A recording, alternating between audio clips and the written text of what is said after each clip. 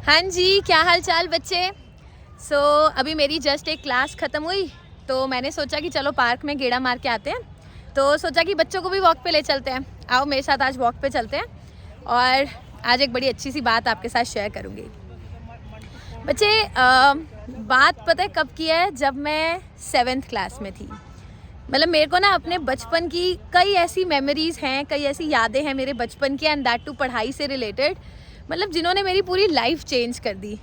लोगों को वो झटका लगता है ना कि मैं कुछ करके दिखाऊंगा, तो लोगों को बड़े होके वो झटका लगता है 11th में 12th में। बट मेरे साथ ये सारी चीज़ें तब हुई थी जब मैं 8th क्लास में आई थी। तो मैं आपको एक छोटी सी स्टोरी बताती हूँ। मैं ना 7th क्लास में थी, तो 7th क्लास का हम लोग रिज़ल्ट लेने गए। मैं, मेरी मम्मी, पापा और मेरा भाई। मैं और मेरा भाई हम दोनों सेम स्कूल में पढ़ते थे। प्री नर्सरी से लेके 12th तक हम सेम स्कूल में थे। वो A सेक्शन में हुआ करता था, मैं B सेक्शन में हुआ करती थी। वो मेरे से 2 क्लास छोटा था। तो 7th क्लास का रिज़ल्ट लेने हम लोग गए।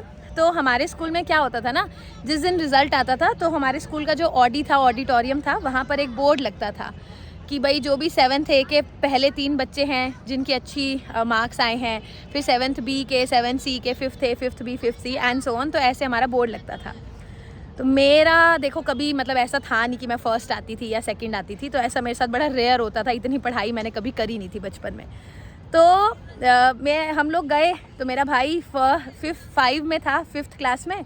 तो 5th A में, और मेरी एक कज़न भी थी, वो भी 5th क्लास में थी। तो 5th A में वो फर्स्ट आई, 5th A में वो सेकंड आया। और मेरा 7th क्लास में 7th B में मैं थी, मेरा कहीं पर भी नाम नहीं था। तो मेरे पापा ने मुझे बोला कि साक्षी देख, मतलब देख तेरा भाई कितना अच्छा परफॉर्म कर रहा है, तेरे कज़न्स कितना अच्छा कर रहे हैं, कभी तू भी कोशिश कर कि तेरा भी नाम बोर्ड पे आए। तो उस दिन मैंने पापा को कुछ नहीं कहा। मैंने कहा ठीक है पापा। भाई मैं हर साल ही बोलती थी ठीक है पापा, तो मैंने उस साल भी बोल दिया कि ठीक है पापा, मैं ट्राई करूँगी। बट जब हम लोग रिज़ल्ट लेके घर आए ना, तो पापा की वो जो बात थी ना कि बच्चे कभी कोशिश करो कि तुम भी, मेरा हाथ कांप रहा है ना, मैं इतनी देर फ़ोन नहीं उठा सकती हूँ। चलो मैं कहीं बैठ के बात करती हूँ आपसे। तो जब मैं घर आई ना, तो मैंने ना उस दिन बड़ा सोचा कि यार मेरा भाई तो कितना अच्छे से कर लेता है, पापा का सारा सपना पूरा करता है, मतलब मैं क्यों नहीं कर पा रही, कभी मैं क्यों नहीं फर्स्ट आती। तो मैंने ना उस दिन अपने पापा को कुछ नहीं बोला, बस मैंने इतना बोला पापा ठीक है। घर आके भी जैसे हमारी बात हो रही थी, हम लोग खाना वाना खा रहे थे, तो मैंने पापा को बोला पापा ठीक है, मैं कोशिश करूँगी। तो मैं ना बचपन से अपने स्कूल में ना को करिकुलर में बहुत अच्छी थी। मतलब मैं स्पीच, डिबेट, इन सब में मैंने बहुत पार्टिसिपेट किया था। तो मेरी जो टीचर हमें डिबेट सिखाती थी ना, तो वो टीचर मुझे ये कहती थी कि साक्षी अगर कॉन्फिडेंस चाहिए ना, तो तुम शीशे के सामने खड़े होके प्रिपेयर किया करो। तो 7th क्लास का लास्ट डे था, 2 दिन बाद हमारी 8th क्लास शुरू होने वाली थी। तो मैं गई अपने मम्मी के रूम में, मतलब मेरा कोई सेपरेट रूम नहीं था उस टाइम। तो मेरे मम्मी के रूम में ना एक बड़ा सारा मिरर लगा हुआ था। तो मैं मम्मी पापा के रूम में गई, कोई नहीं था उस टाइम घर पे। तो मैंने ना बस अपने आप से ना शीशे में बात करना शुरू कर दिया। और मैंने ना बस अपने आप को एक चीज़ बोली। अच्छा एक और चीज़ बताती हूँ, हमारे ना स्कूल में जैसे विंटर की जो ड्रेस होती है ना, उसमें मरून कलर का कोट हुआ करता था। जो ड्रेस कोड था हमारा मरून था। मगर जो हमारी स्कूल के टॉपर बच्चे थे ना, उनको जो भी, मतलब पूरे सेक्शन का जो भी टॉपर हुआ करता था, पूरे सेक्शन नहीं पूरी क्लास का, भाई 7th A B C D E F G में से जो भी एकदम टॉपर बच्चा था ना, उसको ब्लू कलर का ब्लेज़र देते थे। ब्लू कलर का ब्लेज़र मतलब ये स्कॉलर बच्चे का ब्लेज़र है। तो मैं गई रूम में, मैंने शीशे के सामने खड़े होकर बस इतना कहा, साक्षी इस बार ना मुझे वो ब्लू ब्लेज़र चाहिए। मतलब मैं एक ऐसी बच्ची यार जिसने कभी इतनी मेहनत नहीं करी। मतलब मैं एक ऐसी बच्ची थी नॉर्मल, मेरे में कोई बहुत दिमाग भी नहीं था। तो मैंने अपने आप को ना एक टारगेट दिया कि इस बार मुझे ब्लू ब्लेज़र चाहिए। कैसे चाहिए, मैं कैसे ब्लू ब्लेज़र लूँगी, मुझे कोई आइडिया नहीं था। बस मैंने अपने आप को ये कहा कि मुझे ब्लू ब्लेज़र चाहिए।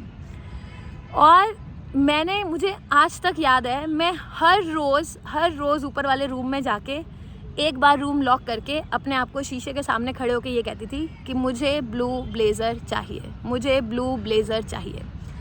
अब वो ब्लू ब्लेज़र मुझे मिला या नहीं, ये मैं अभी आपको बताती हूँ। बट मैंने उस ब्लू ब्लेज़र को पाने के लिए क्या किया, मतलब मेरा घर से मेरा जो स्कूल था ना, वो लगभग 8-10 किलोमीटर दूर था। तो उस टाइम बस में तो मैं नहीं जाती थी, काफ़ी महंगा था। तो मेरे पापा ने ना ऑटो लगवा रखा था। तो हम सारे बच्चे मिल के, मतलब जो भी हमारे घर के आजू बाजू बच्चे रहते थे, हम लोग ऑटो एक भैया थे, वो ऑटो लेकर आते थे। हम हर रोज़ ऑटो में स्कूल जाते थे। अब जब मैं क्लास में जाती थी तो बच्चों को सारी चीज़ें आती थी, मतलब टीचर ने 2 पन्ने पढ़ाए, उनको 4 पन्ने आते थे, मेरे को 2 ही नहीं आ पाते थे। तो मैंने सोचा मैं ना अब मेहनत डबल कर देती हूँ। मुझे याद है मैं ऑटो में जा रही होती थी तो नोटबुक खोल के, नोटबुक मेरी खुली रहती थी, नोटबुक में से रिवाइज करते करते मैं जा रही थी। फिर हमारे स्कूल का कोई गेम्स का पीरियड होता था तो मेरे लिए वो गेम्स का नहीं होता था, मेरे लिए बस वो ब्लू ब्लेज़र वाला पीरियड होता था। तो मैं मतलब नोटबुक अपने स्कूल के वो जो स्पोर्ट्स वाला पीरियड होता है ना, उसमें भी मतलब मैं पढ़ाई कर रही होती थी। फिर घर आके मतलब मुझे याद है जब मेरी 8th क्लास की गर्मियों की छुट्टियां हुई तो मेरे सब कज़न्स वज़न सब लोग हमारे घर आते थे। तो मेरी मम्मी कहती थी पहले ना हॉलीडेज़ होमवर्क पूरा कर लो, बाद में कुछ और करेंगे। तो मैंने उस साल कहा मम्मी हॉलीडेज़ होमवर्क तो मैं नहीं करूँगी, बाद में करूँगी, पहले मेरे को अपना सिलेबस पूरा रिवाइज़ करना है। संस्कृत हुआ करती थी मेरे टाइम पे, मुझे याद है मतलब संस्कृत की जो एक शीट हमें मिलती थी मैं 2-2 बार 3-3 बार कर रही हूँ। मैथ्स के जो NCERT के क्वेश्चन सॉल्व करने होते थे, मतलब मुझे लगता था ना मेरी कैलकुलेशन जैसे बचपन में बड़ी वीक थी, तो मैं एक ही चीज़ को कैलकुलेटर सब साइड रख दिया, एक ही चीज़ को मैं बारी बारी सॉल्व कर रही हूँ, एक बार किया। मतलब मैं एक ऐसी बच्ची थी बचपन में कि अगर एक चीज़ मैंने एक बार पढ़ी है ना तो मैं 4-5-6 दिन बाद उसको भूल जाऊँगी। ऐसा नहीं कि मैंने रट्टा मारा है, बट मेरी मेमोरी उतनी स्ट्रांग नहीं थी कि मैं चीज़ों को रिटेन कर पाऊँ, याद कर पाऊँ।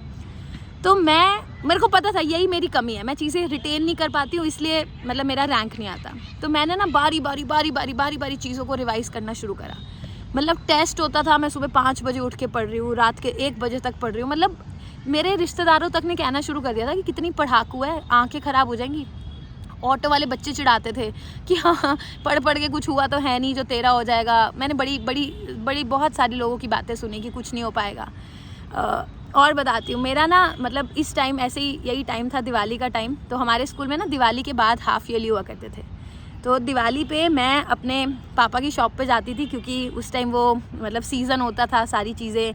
तो गिफ्ट रैपिंग करने के लिए हम लोग शॉप पे जाया करते थे पापा की। तो मतलब मैं ना गिफ्ट रैप के नीचे भी अपनी नोटबुक लेके बैठती थी कि बस मुझे पढ़ना है, मुझे पढ़ना है, मुझे पढ़ना है, मुझे पढ़ना है। मैंने बहुत पढ़ाई करी। उस साल स्कूल में हाफ़ ईयरली हुए, हाफ़ ईयरली में मेरा ठीक ठाक नंबर आए, मतलब वो ब्लू ब्लेज़र टाइप के नंबर नहीं आए थे। मैंने और मेहनत करी, मतलब दिन निकल गया, धूप है, शाम है, मतलब मेरे को बस एक ही चीज़ पता थी, लोगों की शादी पे जाना बंद कर दिया।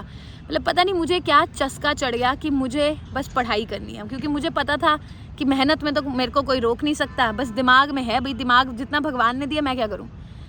अगर मेरे को दिमाग ही भगवान ने कम दिया है, चीज़ें मेरे को नहीं याद रहती है, तो मैं इतना फाइट मार सकती हूँ ना कि डबल बार पढ़ लूँ, ट्रिपल बार पढ़ लूँ। मेहनत तो मैं कर सकती हूँ ना, दिमाग तो मैं क्या ही कर सकती हूँ अब। तो मैंने ना बहुत मेहनत करी। तो मेरा 8th क्लास का जब फाइनल एग्ज़ाम आया तो मैं पेपर देने जाती थी। फिर मैंने सारे पेपर्स दिए। तो 8th क्लास में क्या हुआ, जब हम लोग रिज़ल्ट लेने गए, ठीक है, अब आपको मतलब लिटरली बड़ा मतलब मुझे तो देखो मेरे गूज़ बम्स आ जाते हैं ये बात जब भी मैं याद करती हूँ। तो हम लोग जब रिज़ल्ट लेने गए तो उस टाइम ना वो बोर्ड ही नहीं था बाहर। तो उन्होंने बोला कि इस बार हमने ना ये बोर्ड सिस्टम ही हटा दिया। मतलब मेरे को था कि शायद मेरे इस बार कुछ नंबर अच्छे आए होंगे, तो जाते ही देखा तो बोर्ड ही नहीं था। तो मैंने कल लो इतनी मेहनत करी और बोर्ड ही नहीं लगा। मतलब मेरे मन में था कि इस बार मेरे पापा जब बोर्ड देखे ना तो कहें कि हाँ साक्षी 3rd तो आ ही गई है कम से कम। तो बोर्ड ही नहीं लगा हुआ था। फिर हम अंदर गए ऑडिटोरियम में जहाँ पर टीचर्स बैठी होती है, बच्चों को रिज़ल्ट दे रहे होते हैं। तो मेरे पापा ने बोला कि मैं साक्षी का फादर हूँ, तो रिज़ल्ट। तो मेरी क्लास टीचर जो मेरी क्लास टीचर थी वो साइंस की टीचर थी। तो उन्होंने बोला कि सर इस बार ना बच्चे का रिज़ल्ट जो है ये प्रिंसिपल सर आपको देंगे। और हमारे स्कूल के प्रिंसिपल सर बहुत ही स्ट्रिक्ट थे। मतलब मेरे को 2 बार को तो ये हुआ यार, मतलब ऐसा क्या हो गया कि मेरा रिज़ल्ट प्रिंसिपल सर देंगे। मतलब मैंने कौन सा चीटिंग कर ली। मतलब मैं चीटिंग नहीं करती थी, चाहे मैं टॉपर थी चाहे नहीं थी चाहे कुछ है, मतलब मैं चीटिंग नहीं करती थी। मैंने कहा पता नहीं यार क्या हो गया कि सर रिज़ल्ट देंगे। मैं तो डरती अपने पापा के साथ गई प्रिंसिपल सर के ऑफिस। मेरी मम्मी गई, मेरा भाई गया, हम चारों प्रिंसिपल सर के ऑफिस गए रिज़ल्ट लेने। तो उन्होंने पहले तो मेरे से ये पूछा कि हाँ जी बच्चे क्या रिज़ल्ट एक्सपेक्टेड है। मैंने बोला कि सर 90-91% एक्सपेक्टेड है, आ सकते हैं मेरे इस बार, मैंने बहुत मेहनत करी। तो उन्होंने पता क्या बोला, उन्होंने बोला कि इस बार ना आपकी क्लास में 2 बच्चों के इक्वल नंबर आए हैं। तो मैंने सोचा कि मतलब मेरी क्लास की जो टॉपर थी, मुझे लगा कि उसके आए होंगे, मतलब बढ़िया है। तो टाई था। उन्होंने बोला कि there is a tie in the result, तो 2 बच्चों के इक्वल नंबर आए हैं। तो बोले कि गैस करो परसेंटेज। मैंने कहा सर 91 92 होगी। तो जब मेरा रिपोर्ट कार्ड मुझे उन्होंने दिया तो मुझे याद है मेरे रिपोर्ट कार्ड के साथ एक रोज़ का फ्लावर था, एक सर्टिफिकेट था, और उन्होंने मेरे पापा को जब रिपोर्ट कार्ड दिया तो उसके अंदर 97 पॉइंट समथिंग % थे। मतलब मैं ये सोच में डूब गई कि मेरे जैसा बच्चा जो आज तक 88 89 से ऊपर नहीं ला पाया, वो 8th क्लास में 97 पॉइंट समथिंग नंबर कैसे ला सकता है। भाई साहब मेरी तो जो हालत थी उस टाइम की, क्योंकि मुझे अंदर से पता था मैंने बहुत मेहनत करी। मतलब मैंने किसी को दिखाया नहीं कि मैंने मेहनत करी, मैंने बहुत पढ़ाई करी। तो वो जो मार्क्स थे ना, मतलब वो मेरे पापा तो ऐसे देख के हैरान कि मतलब चीटिंग वीटिंग तो नहीं करी तूने, ऐसा क्या कर दिया। तो हम लोग घर आ गए, चलो सब बहुत खुश हुए कि चलो इसने मेहनत करी। थोड़ा बहुत तो देखो पेरेंट्स को पता चल ही जाता कि बच्चा एक्स्ट्रा मेहनत कर रहा है। बट मेरा ना अभी भी वो पूरा नहीं हुआ था, क्योंकि मुझे ना वो ब्लू ब्लेज़र चाहिए था। मतलब मैंने उसी ब्लू ब्लेज़र के लिए, वो जो स्कॉलर वाला ब्लेज़र होता है, मैंने उसके लिए फ़ाइट मारी थी। मेरा हाथ लिटरली बहुत तेज़ काँप रहा है। तो मैंने उसी ब्लेज़र के लिए फ़ाइट मारी थी। मुझे था कि मुझे एनी हाउ वो ब्लेज़र चाहिए। तो फिर हमारे स्कूल का एनुअल डे आया, और हमारे स्कूल का जो एनुअल डे होता था उसके अंदर आपको मतलब मिलता था, जो भी अगर आप फर्स्ट आए हो तो आपको मिलता था। तो याद है मैंने बताया था एक और लड़की थी और मैं, जिसका सेम नंबर आए थे, हमारा रिज़ल्ट टाई हुआ था। तो मुझे ये था कि भाई दोनों को मिलना चाहिए ना, मतलब ब्लू ब्लेज़र अगर रिज़ल्ट टाई हुआ है तो both of us should be getting that blue blazer. तो उस साल उन्होंने पता क्या अनाउंस किया, दे सेड कि वो जो दूसरी वाली बच्ची थी, ठीक है, आज भी मुझे उसका नाम याद है, खैर नो ग्रजेस, बट ठीक है, मतलब तो उन्होंने अनाउंस किया कि इसको ना स्पोर्ट्स कोटा मिला है, जिसकी वजह से she will get 5 more marks and then she will get the blue blazer. तो मुझे उस साल वो ब्लू ब्लेज़र नहीं मिला। तो मतलब एक तो वो दिन था जब मैंने ड्रीम किया था कि मुझे वो ब्लू ब्लेज़र मिलना चाहिए। मैंने बहुत फ़ाइट मारी, मतलब पढ़ाई में तो, और हाँ ऐसा था कि हमारे नंबर सेम थे, सब कुछ सेम था। तो उस साल ना वो ब्लू ब्लेज़र मुझे मिला नहीं। मतलब उस दिन मैं अपने शायद रिज़ल्ट पे इतना कभी रोई नहीं, खुश नहीं हुई, जितना उस एनुअल डे पे मैं रोई घर आके कि मम्मा मैंने लिटरली बड़ी मेहनत करी थी और मुझे वो ब्लू ब्लेज़र, वो जो स्कॉलर वाला ब्लेज़र है, वो मुझे चाहिए था, बट वो नहीं मिला मुझे। तो खैर वो ब्लू ब्लेज़र मुझे लाइफ में दोबारा नहीं मिला, क्योंकि जब मैं 9th क्लास में आई तो इन्होंने कॉन्सेप्ट हटा दिया कि वो ब्लू ब्लेज़र होता है। तो that blue blazer was just a dream, जो आज तक मेरी ड्रीम है। मैंने वो कभी ब्लू ब्लेज़र, वो जो स्कॉलर वाला ब्लेज़र था, अपनी लाइफ में कभी नहीं पहना। बट एक और चीज़ अब आपको बताती हूँ, मुझे वो ब्लू ब्लेज़र तो कभी नहीं मिला लाइफ में, बट उस 8th क्लास ने जो मुझे मेहनत करना सिखाया ना लाइफ में, उस मेहनत ने मुझे लाइफ में इतनी चीज़ें दिलाई कि आज वो ब्लू ब्लेज़र मुझे ऐसे लगता है कि वो मेरे लिए ना एक शुरुआत थी। मतलब मेरे जैसा बच्चा जिसको physics, math, science, GK, Sanskrit हमेशा से इतनी टफ लगती थी, उस बच्चे ने CBSE में क्लास 12th में स्टेट टॉप कर लिया। उस बच्चे का IIT रुड़की में एडमिशन हो गया। मतलब वो बच्चा जब IIT गया तो उसने IIT में मचा दिया। मतलब मैंने लाइफ में हर चीज़ जो मैंने सपने में सोची ना कि मुझे ये चाहिए, मतलब मैंने हर वो चीज़ कर डाली। बट उसका वो जो मेन रीज़न था ना, वो डेडिकेशन थी जो मुझे वो ब्लू ब्लेज़र के टाइम चाहिए थी। मतलब मेरे को था कि मुझे वो ब्लू ब्लेज़र लेना है, और मैं हर रोज़, आप बिलीव नहीं करोगे, हर रोज़ मैं अपने आप को शीशे में देख के ये कहती थी कि मुझे ब्लू ब्लेज़र चाहिए।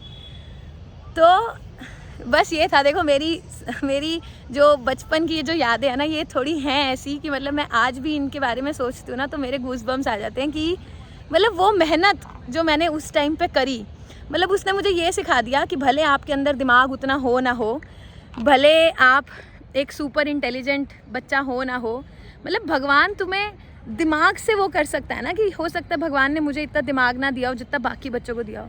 भाई मेहनत करने की शक्ति तो दी थी ना भगवान ने।